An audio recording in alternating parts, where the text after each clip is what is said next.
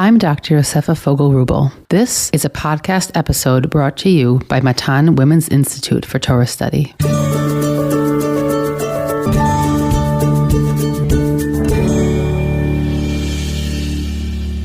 Welcome back to our Bamidbar series titled Community, Between Order and Chaos, where we'll be exploring the gap between the vision for community laid out in Bamidbar and the real-life challenges to this order presented throughout its unfolding chapters.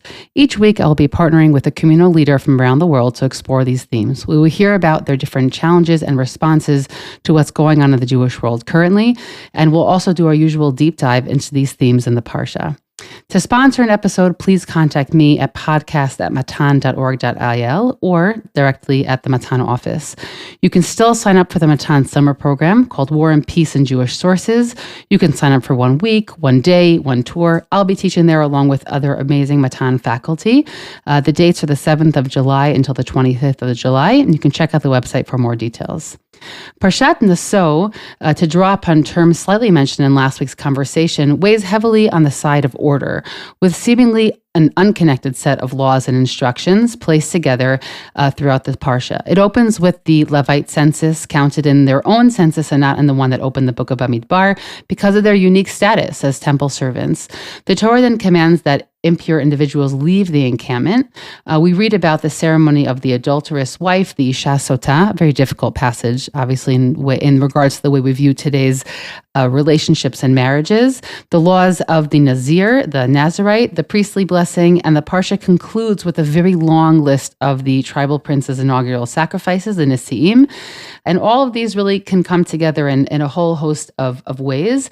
But this last section really connects us back to the Mishkan itself, into its construction, and the way that it was received by Am Yisrael. My guest today is Rabbanit Chamutal Shoval, who is currently teaching Gemara in Kushner Yeshiva High School and is a scholar in residence on behalf of Or Torah Stone in America. She is a graduate of the Women's Halacha program at Midrash at Lindenbaum, and it is a pleasure, Rabbanit Chamutal, to have you on our podcast. Thank you for having me. It's my pleasure. So I'm excited, totally unintentionally. Last week we had on your famous Chavruta. You guys also had a Parsha podcast in the past. So I love having people who are really seasoned in this profession of podcasts.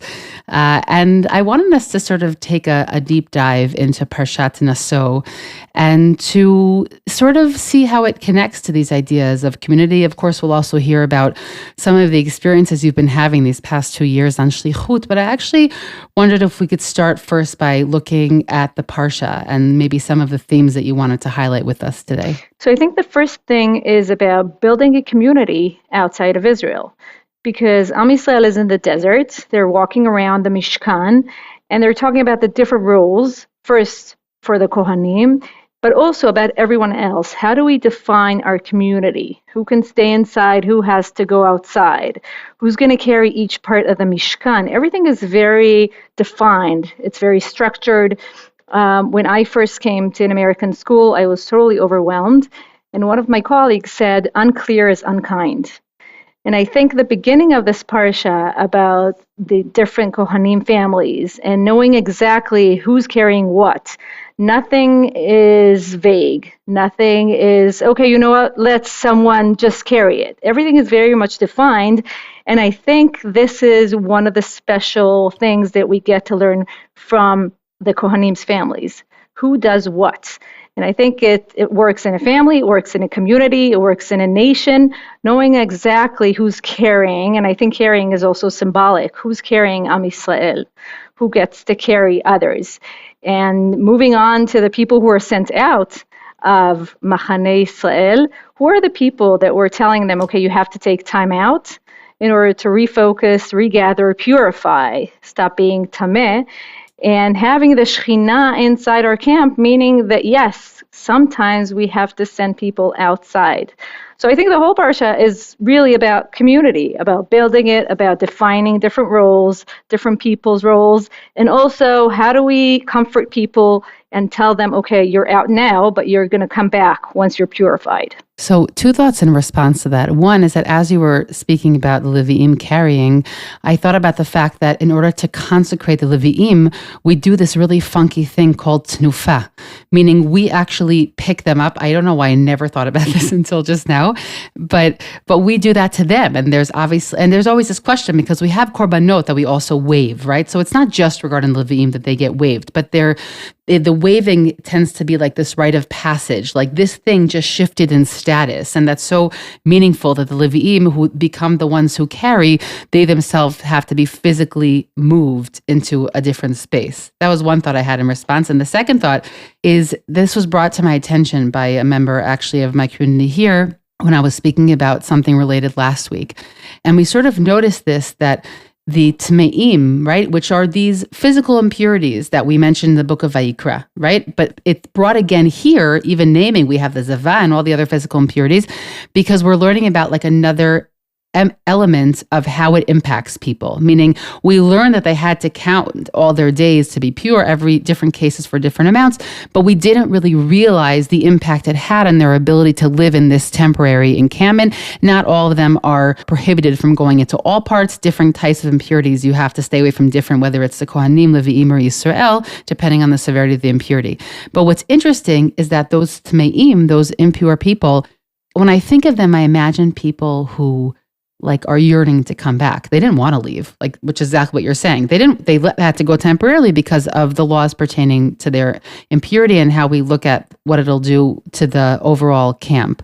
But right after them, we have the Nazir, who's somebody who in his or her heart wants to be separate, but physically is with everybody.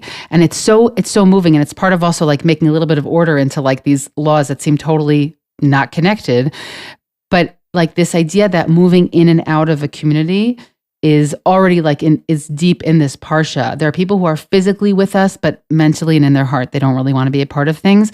And the Tmeim who really want to be connected, but physically they're not with us right now. I think this is very interesting in terms of who is this Nazir?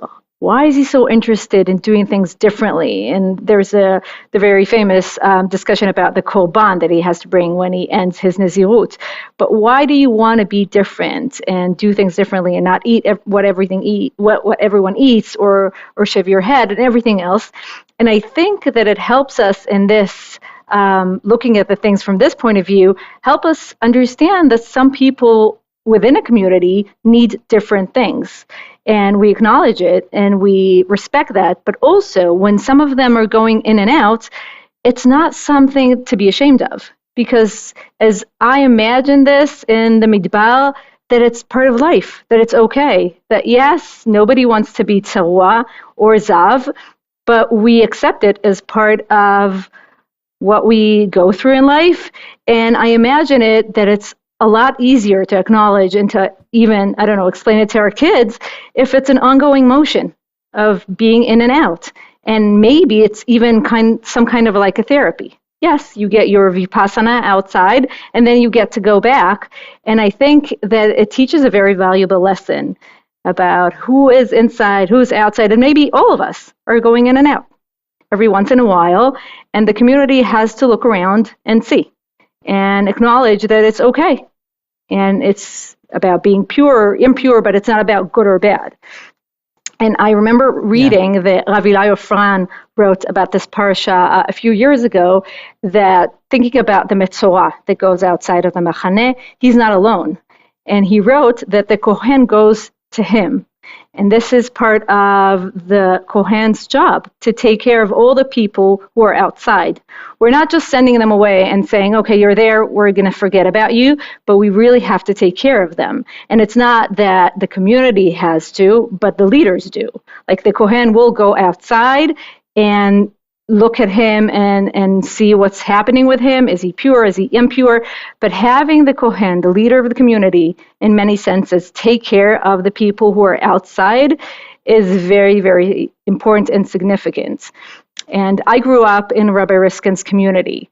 And later in life, I understood that it was kind of an American model, because what I saw, and I thought that was what everyone sees in every community, as a rabbi, Baruch Hashem, may he have a lot of years of briut, that really takes care of everyone all the time. There wasn't one bar mitzvah or one shiva that he missed. He really took care of the whole community, knew what everyone were going through all the time. And if he was away, he used to call and make sure that he acknowledges everything, the good and the bad. And I think that after I read what Rav Eli Ofran wrote about the Kohen and the Metzorah, it really made me think that even if someone is outside, he's not in the community right now, we have to look out and see, why is he not part of the community now in a broader sense. I think that one of also the significant roles is that it goes back to what you said before about the Levi'im having a defined position. When you're defined as the Kohen, or in our analogy, you're defined as the Rav, you know that it's your responsibility to make sure that everybody is seen. And what happens when you don't have an appointed figure is that it just falls between the cracks. People aren't keeping tabs on things. And I definitely have so many examples. I remember even when my father passed away and my mother was like moved anew every time, like every Friday, a rabbi, not of a shul where she lived, but of the shul where my sibling lived, very, very far away from her.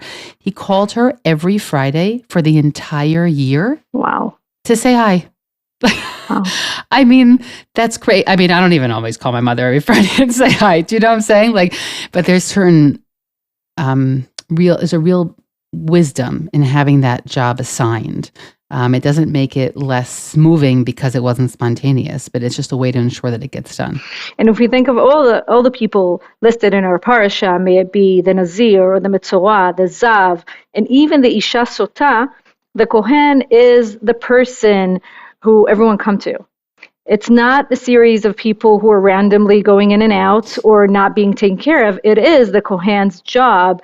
Even Isha Sota, as you said at the beginning, is a very complicated parasha for us to read today. But still, it's not as if something happens within this couple and they fight and they have nowhere to go.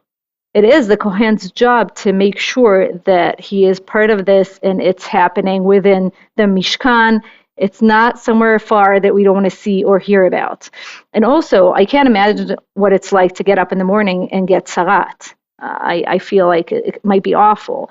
But knowing that you have someone who's taking care of you is very comforting. Because yes, it is painful, it's itchy, it's embarrassing maybe, but you're not alone in this. Someone will come, it's going to be the Kohen. You know exactly when he will come and examine you and tell you what to do. The sense of security, of belongment, I think is wonderful in the term that you know what's happening around you and you're part of a community, even if right now you're outside and suffering and wanting to come back. So it is very interesting in that sense. I think also that the story or the episode of the Isha Sota, which I do actually want to call our listeners to, I want to bring attention to. I had a conversation specifically about that episode with Rabbanit Chamutal Shoval.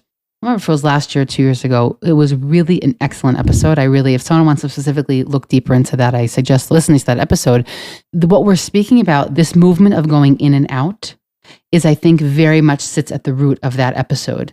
I really look at that episode, I'll just say in one sentence, it's actually a ceremony that was put into place in order to keep couples together, meaning because there was a rift in their ability to trust one another, on both sides, right? On both sides, whether one went out and one was trying to keep the other in. But first of all, there's that movement of going in and out of the relationship. And ultimately, there's this ceremony that's done. It was not done after, it seems, a very short period of time anymore. But the point of the ceremony is somehow keep the marriage back together. Is sort of be, I would say, like a first response kind of a therapy situation in order to try and quell some of the negative feelings. But it has that same motion, I think, at its root of who's in and who's out of this, and how can we try and keep it together. And as you said, that the Kohen is also involved there. You know, he's the marital therapist. He's also, of course, I also just am thinking of the history of not what sarat is. We had a long conversation about that in Vayikra, but about, let's say, leprosy or in general skin afflictions, since sarat is really this catch-all phrase for all different kinds of skin issues. But in the ancient world where, and I would even say up until the very, very modern world where you really didn't understand any of these skin diseases, it was literally the thing that made people not want to go anywhere near you, meaning it was completely and totally isolating. So like this idea that you have the kohen or you have some sort of element that keeps them anchored is even more comforting, especially for these kinds of a zav, that's pretty private, do you know what I'm saying? But sarat are things that people could see. And so the fact that there's still someone willing to be in contact with you is also this very, very powerful solidarity that's created. When I read the Parshat, I thought a lot about what it means to be a part of the community. When we first came on the shlichut, we were very overwhelmed by everything, as I said. But one of the things was what it means to be a part of a Jewish community abroad. Like in Israel, it's so different. And in the States, in New Jersey, where we live, if you want to be a part of the community, you have to be active about it. And also, it costs money because you have to be very invested in the community. And when I first got there to Yamim Noraim, and you have to get a seat and you have to pay for your family to be part of the shul, it made me think, because on Yom Kippur morning, some people arrived and there were spare seats in the back, but there weren't enough because thankfully people really wanted to come to shul. And I remember feeling torn. On the one hand, I totally understand that in order to survive, a community in Chutz La'aretz has to have membership and have to have people paying to be part of it because otherwise they can't make it. On the other hand, it was Yom Kippur morning, and I recognize that there were people who never come to shul. And some of them felt so awkward and embarrassed because they didn't know what was happening. They didn't know where should they sit or not. And the seats were labeled. And I gave one of them my seat. I said, it's fine. I was going in and out because of my kids anyway.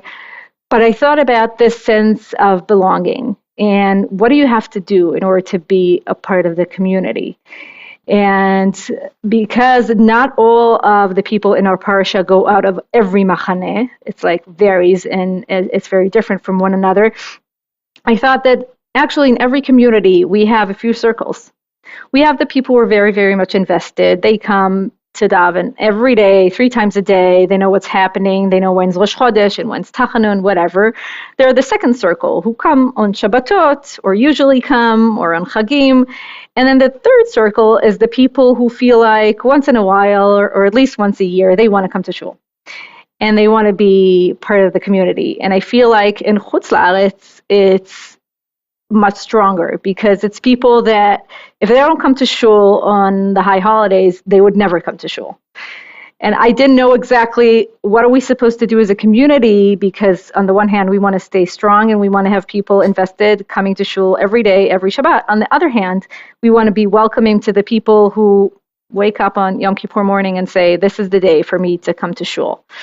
So I think every community and also Am Yisrael B'Midbar had to think of all these circles, how much we're in, how much we're out.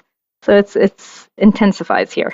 Yeah, also because I think at the root of what you're saying is that the people who are showing up always really sit at the heart of everything, and they're how the community thrives. But the people who come once in a while, so all of that effort is there and sits, and they're able to gain from it. But you can't actually create a sustained community with people who aren't there on a regular basis. I definitely understand that. I have to say that I struggle with that because I definitely feel like I'm at a point in my life, just stage of life, children, the way my work functions, that in theory, I would want to be more engaged within the kehillah of the shul that I belong to, but it's difficult because you really need to be able to put time into it. And so I have the things that I say, okay, those are my contributions and I can feel okay about myself, but really I carry around a lot of guilt that I'm not necessarily active enough.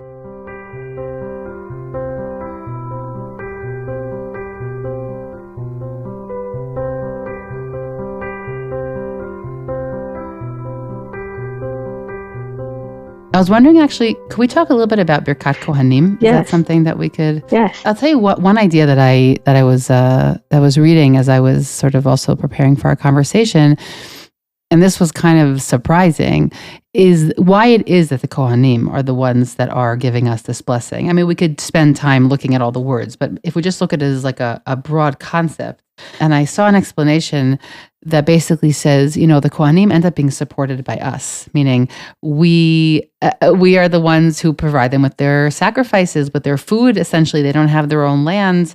And it sounds almost utilitarian. Like if we're doing well, they're going to do well, which I thought was a very interesting perspective on Birkat Kohanim. I guess I always just thought about it in the most simple way. I think probably many Jews think about it of like they are the first tier messengers of God, and they become, as many commentators speak about them, they're the conduit, they're the tzino that the bracha goes through them. It's interesting because something that growing up, I grew up in Chutz La'aretz, so there were only Birkat Kohanim on certain Chagim, and at a certain age, obviously, I didn't run into the men's section and go under my father's talit. But here, it's very common, like women just grab their children next to them and put their hands on their head. And I was like a little bit embarrassed of it, but last year I started doing it and I find it very, very powerful. I don't know exactly what my beliefs are surrounding all of it, but I think it's beautiful. And I just like the opportunity to be able to hold my big kids and them not run away. So I also appreciated that. But I'm curious what your thoughts are about it. Obviously, it's place in this parasha. You've already said to us why it's so fitting, because we're in a whole parasha that deals with how central the Kohen is to communal life. So I feel like you've already shed a little bit of light on that, but I'm curious what other thoughts you have. First of all, I want to tell you that as an Israeli coming to Chutz La'aretz, we did not know that there isn't Birkat Kohanim all the time, and my husband is a Kohen, so it took us a while to figure out what was happening. You're like, I got time off. I know. And then one Shabbat, we were invited to the Sephardi shul, and they say, go on. We're like, what's happening here? So there are different customs, and it varies, but it's very interesting. And in a way, seeing the community when they have Birkat Kohanim during the Chagim so excited, I'm like, oh, we should be so excited about Birkat Kohanim, even though we do it in Eretz Yisrael all the time. So first of all, it's interesting how it's different. And I think that the biggest question is about Birkat Kohanim. Is it about the Kohen saying the bracha, or is it about the bracha itself? And the Kohen is, as you said, just the tzino. And I remember learning this shoot, She'ela v'Teshuva, of Rav Ovadia Yosef, who was asked after the Yom Kippur War, can a Kohen, who was also a soldier and who killed someone during the war, can he still say Birkat Kohanim? Because we know that we have the halacha, Kohen sheharag et hanefesh, if you killed someone, you can't do nesiat kapayim because you killed someone. And he writes this beautiful tshuva. And he concludes, I'm going to ruin it for everyone who didn't learn the tshuva, but he concludes that the Kohanim are at tzino. It's not about them. They're the vessel to give us the bracha, but it's not about them. Hashem is the one giving us the bracha. And the Kohanim have the zchut of standing there on the bima saying the words, but it's not about them. And he also says that if you killed during a war, it's totally different than, God forbid, if you killed in a different circumstances. But he brings this machloket about whether or not the Kohanim play a role in the bracha besides saying the words. And it's interesting to see like how people in certain shuls, they give, have you ever seen it, that they kiss the hands of the Kohanim once they finish Birkat Kohanim? I go to this Persian shul, and that's what they do sometimes. And I think it's very, very interesting to see how we treat the Kohanim. Are they only bearing the bracha and carrying it for us, or are they part of it in a way? And I read this very interesting perush by the Netziv that he talks about the words. And he says, it talks in singular, Yevarchecha Hashem ve'yishmerecha. It doesn't speak to us as a nation. And the Netziv says in Ha'amek Davar that this bracha is a special bracha for giving us everything that we need according to our own needs. And it's not something national, because we all want different things. We all have different yearnings and different thoughts. And it's all about us, but it's about individuals who are in a community. So it's a very interesting understanding, because it could have been Yevarchechem Hashem ve'yishmerechem, but it's not written in plural, but it's singular. And he says that it's about aligning our needs and our special bakashot from Hashem within the community, as we go back to the community. But he speaks about the plural and the singular, and I love his pirush I mean, I think that that's such a great explanation to also explain why this bracha appears right after the Nazir. Because the Nazir is somebody who said, I have different spiritual needs right now than everybody else. And by the way, that might be because he or she is feeling very disconnected and therefore they have to take it up a notch to get back to where they think is a middle ground. And it could be because it's just somebody who's super intense in their spiritual life and wants to take it up more, right? Meaning it could be both. Like we think about it as it could be someone who feels really low and they're trying to push themselves higher. And I think that's such a beautiful explanation of the Netziv that helps really explain this same thing of like this motion of being both the individual within a community.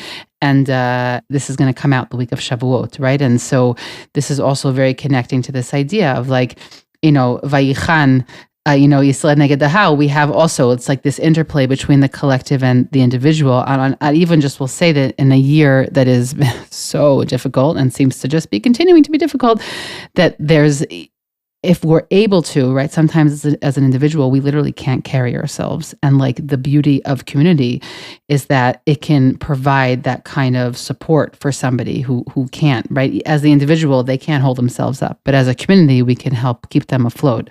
That's just the tefillah also for everybody who's struggling this year will be able to lean into something that's going to be able to keep them.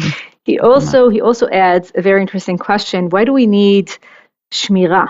Why do we need Hashem to guard us after giving us a bracha? Because, okay, giving us a bracha is amazing, and that's what we all want. But the Netziv is saying, why does it say Veishmerecha within the bracha? And it gave me a lot of hope to read this Perush. And he says that sometimes in life, I hope soon for everyone around us, it goes well. Things are going according to what we planned and wanted. It doesn't always happen, but when it does, it's amazing. We ask for something, we applied for a new job, we just, published our book, we had a child, whatever it is that we wanted to get to, and we did. And the Netziv says that's another challenge, keeping what we accomplished and what we have intact. Because if we want to get somewhere and we got there, staying there and not losing it and not stopping the happiness or whatever it is that we acquired needs shmirah, needs Hashem to protect it, to keep it for us. And he gives an example of a person who's learning Torah. And if you're learning Torah and then you're so proud of yourself and you forget that you have to be humble and keep learning all the time, then you're at risk of losing it. So HaNetziv is saying every bracha needs shmirah, because sometimes, Hashem, to everyone, things are going well, but we still need to remain focused and to know that Hashem is part of the bracha that we have, and this is why we need shmirah. So it's beautiful. Yeah, that is a really beautiful idea. It's funny, it also reminds me of two thoughts. One is that it reminds me there are some people out there, I may be one of them, but it depends a lot on how you were brought up, that like when things are going well, there is a great phrase in English that they're waiting for the other shoe to drop. Meaning they're the kind of people who think it can't actually be this good, something bad's going to happen. There are other people who weren't brought up like that. We once did this phenomenal game on Pesach one time. We said everybody's driving in the car as a family and they're listening to music and everyone's laughing and everything's just really fun and they're on their way to a trip, and what's the next thing that happened? And like everyone in my family was like, clearly there's going to be a car accident. Okay, we actually were in a car when we were younger, so that probably is connected. And my sister-in-law, who comes from such a different background, was like, and then they kept having a great time. And I was like, that's so nice that there are people like that. So I'm just saying that there's also some people who, first of all, it's a beautiful Perush of the Netziv, but I think that there are also some people who innately, when they have bracha, are worried about it going away. It's not just that they want to make sure it doesn't go away, but they're really worried it's going to slip away. So that's such a beautiful idea. I might steal it for my daughter's bar mitzvah in 4 years because her name is Shomria. Oh, wow. So you have to write it down. Yeah, that's a good one. I have to write it down. Also, what made me think at the next part of the Parsha as we get to Chamishi is the famous Korbanot HaNesi'im, right? We know that they bring their Korbanot. It's a little tedious because we read it over and over again. And there's the joke that people tell every year that if it's your Parsha, your Bar Mitzvah Parsha, it's easier for you because it's repetitive, right? We know about everything that they have to bring, and they say the names and whatever they're bringing, but they're bringing the exact same thing. And being in a shul in Chutz La'aretz and seeing that people really contribute to shul, and it's a big thing here, and sometimes you get a plaque with your name on it. It also made me think, because once I had this class that I taught, and I said to my students, do you think that if we build Bezrat Hashem Beit HaMikdash, will it have a plaque on it, donated by this and this family? And we spoke about this, that on the one hand, you would say, I don't want any plaques in shul, and maybe not everyone can give these amount of money. On the other hand, you want people to give to shul.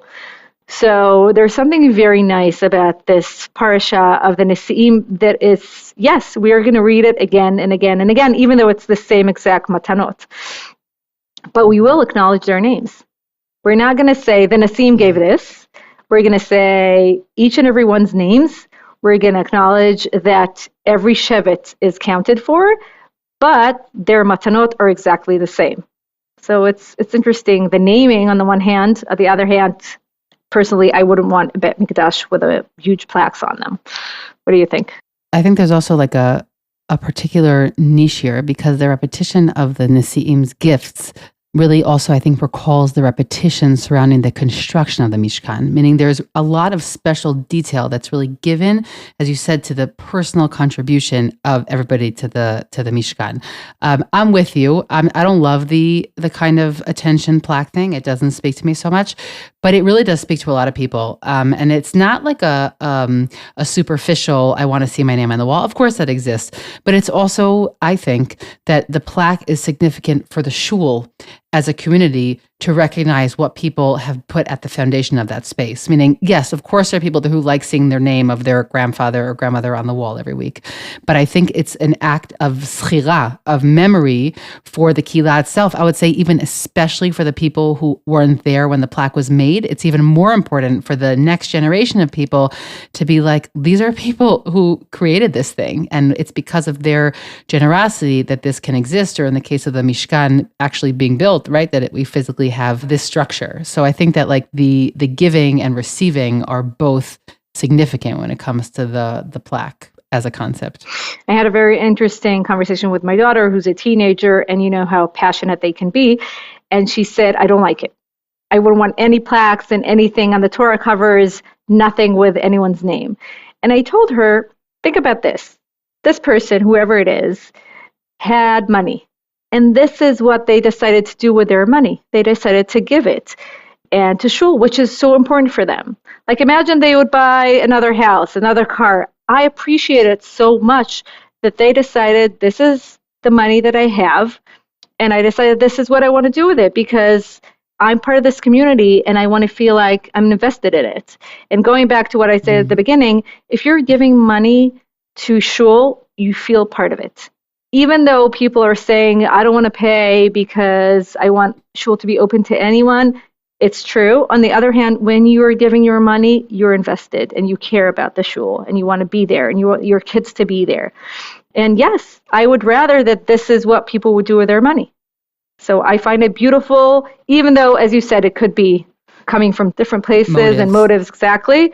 But yes, I told her, Yimir Hashem, I wish that you would have enough money and you can give your money to shul, because this is where you put your money is where your values are. So I appreciate it tremendously. Totally. Okay, so as we wind down our conversation, I guess I wanted to ask you if you have any parting thought maybe related to Shavuot that you might want to share, assuming that our listeners are they hearing this before Shavuot or right after Shavuot? So one of my favorite figures in the whole Tanakh is Ruth. And what I like about her so much is her integrity and her courage and being an outsider, but also being proud of who she is. Saying, Anochi Nochriya. Yeah, I know I wasn't born here and I came from a different place and I chose to be part of the Jewish nation. I'm not going to hide this. I'm not going to say, oh, I'm part of you, because yes, this is who I am. And I made a very bold choice to be part of the Jewish nation. And I had a friend once who told me, when I was in seminary, I learned so much Torah, but it's been 20 years and I haven't opened a book since. And when we had this conversation, I told her, you can always go back. And we had this conversation 2 years ago, just before Shavuot. And I told her Shavuot is the best time to come back and learn. And we spoke about Ruth, and I said, listen, she didn't say, oh, I'm Jewish and I don't want to share my history. No, everything was out in the open. When she goes to Boaz, she says, this is who I am, Anochi Moaviyah. She doesn't hide anything about her background, about her story. And I say to my friend, you don't need to pretend like you've always been here. Yes, you learned Torah so many years ago, but the gates are open. And Shavuot, I think, is a wonderful opportunity, even if you don't have time for Torah and your schedule is crazy, make time for Torah. And if Ruth came into the Jewish nation and she said, I just want to be part of you, and she was so honest and sincere about it, and she got to be the great-grandmother of David HaMelech, I think Torah is for everyone. And we spoke at the beginning of this podcast about having a community and having different circles in the community. And not everyone are in the middle. Not everyone are carrying Nesi'im. We're not all Nesi'im who are carrying the Mishkan and symbolically the Torah. But we all have part and we can all learn Torah. And I think that this is the biggest message that we should learn from Ruth. Come inside, be honest, and say, I want to be part of this. So I think that's what I love about her. I think another thought, I'll just piggyback on what you said, is that, we have in Megillat Ruth, we have the figures who do what's expected or like the regular, and we have the figures who go above and beyond, right? The people who are doing the regular, I would say, are the Goel and Orpah, right? The Chazal depict them very negatively, but within the story, they make a lot of sense, right? He was being asked to do something pretty big that was likely unprecedented, and she also was really, pushed away twice. Then she says, okay, I'll go home. But you have those people who are, go above and beyond, and people like Ruth and Boaz are the kind of people who then create something big. And I think that if we connect that back also to the idea of kihila, of community, is that ultimately the people who end up a lot of times making big waves are the people who really push themselves. And even though there's one standard that is accepted and fine, many of us are in that category and we're good, but there is a certain kind of movement that's created by people who are willing to push themselves even further. That's another piece I really also take with me. I think just the tefillah that I maybe would want to end with is that this has been a hard year for everyone all over the world for all different reasons. And I think that for some people, unbelieving people, like with Emunah, that there's an additional level of challenge of, like a theological, like where is Hashem? Where am I feeling Hashem in my life? And I guess a tefillah that I will share here is just that maybe Shavuot might be an opportunity for us to reconnect, not just because we might have fallen out of touch like in the regular life ways that we can throughout our period of life, but because like this year has been, for some people might have pushed them a bit away. So I guess that's tefillah of mine, is that for those who feel like they're on the outside, even though by nature they were on the in, that I hope that they also find their place. And if anyone's feeling outside, come back to community. Yeah. Find a good community that you can daven with, that you can learn with. Communities are open to everyone. Even if you feel like you're outside, sent outside even, come back in. It's open. Rabbanit Chamutal Shoval, thank you so much for being here on the podcast. Really happy we were able to get you. And batzlacha the rest of your shlichut. Thank you so much. I hope I'll see you soon in Israel. Thanks for listening to this week's episode from Matan Women's Institute for Torah Study. If you would like to sponsor an episode, please contact the Matan office or email me at podcast@matan.org.il. Please do us and all women's Torah learning a favor and share this episode with all of your friends and family.